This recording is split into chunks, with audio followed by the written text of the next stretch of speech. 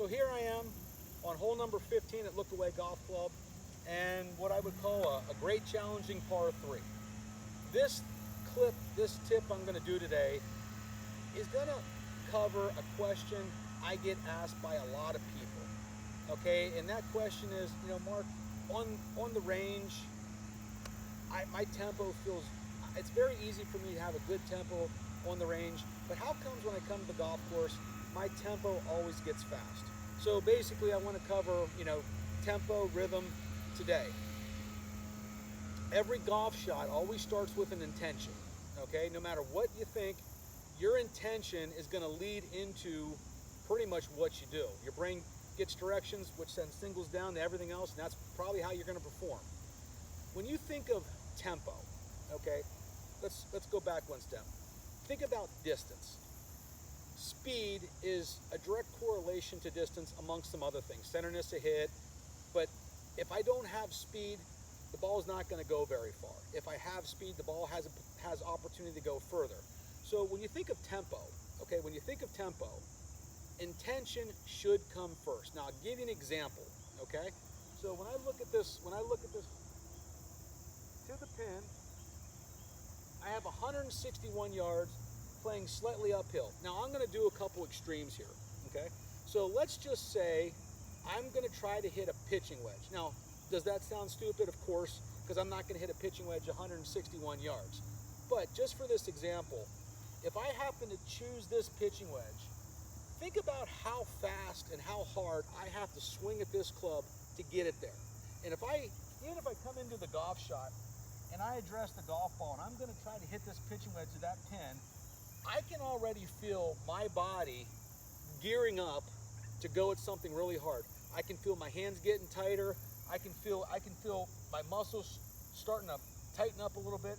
I can feel like my body is getting prepared to go at something as hard as I possibly can.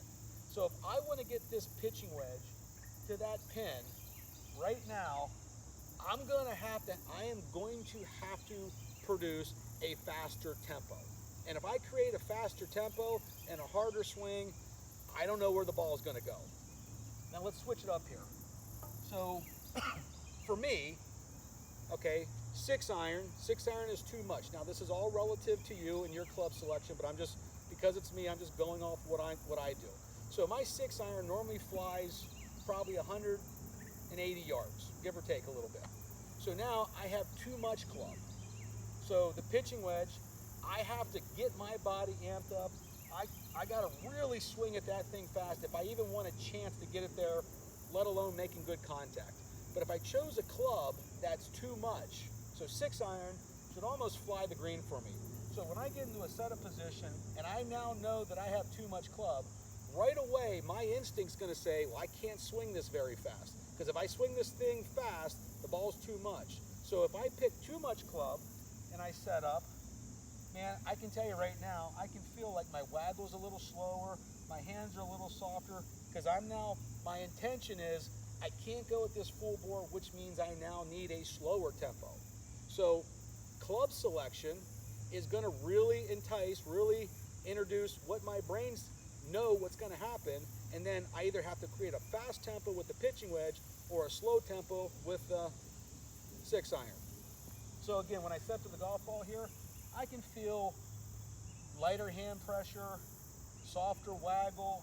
Everything I do is now slower because, again, my intention is I have too much club, so now I have to slow it down, which is going to naturally increase or decrease a slower tempo. If I go to the correct club, which is my 8 iron, okay, now I can probably make a normal swing. I know I have plenty of club. Okay, so there's going to be an in-between of I need a little bit of speed, but not too much speed. So my tempo, I know this ball is going to fly with my 8 iron about 165. I know that this club is going to be very easy if I make good contact without trying to do anything special. I know this club's going to get there. So my club selection is now with a pitching wedge. And again, when I set it to the golf shot, I can feel a calmness because I know I have the right club. So I guess what I'm trying to say is, and I know the intention is correct, but I know what the intention is when people tell people this, hey, just slow down your swing. That doesn't work. okay? If my tempo, if I feel like my tempo is getting fast, you're probably not hitting enough club. And into the wind, uphill, I think is really gonna, and let's just say I got 150 yards and I happen to pick my 150 yard club and I'm dead into the wind or I'm uphill. Well, your tempo is gonna have to increase, okay? I'm 150 yards with my 150 yard club and I'm downhill. I guarantee you, well, it's downhill, I don't have to swing it hard, your tempo is gonna be slower. So when you think of tempo, it is a direct correlation to club selection. And if I'm taking really hard, violent swings, full bore swings with irons, I'm gonna have a lot of dispersion.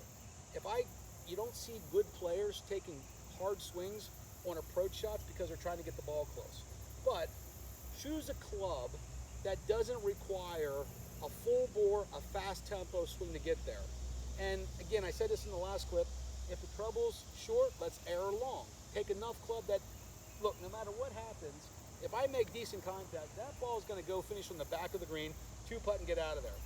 Okay? If the trouble's long, let's take the club less and maybe err on the front side of the green, 2-putt and get out of there. I'll take a 3 on my scorecard any day of the week. But again, club selection is a direct correlation to tempo. And again, take a club, you don't have to swing hard, your tempo is going to slow down, and also try to identify when you do something. When you get over a golf ball, you're going to be able to feel right away that if I feel like my body's already grinding, you're going to swing at it fast because you probably chose the wrong club.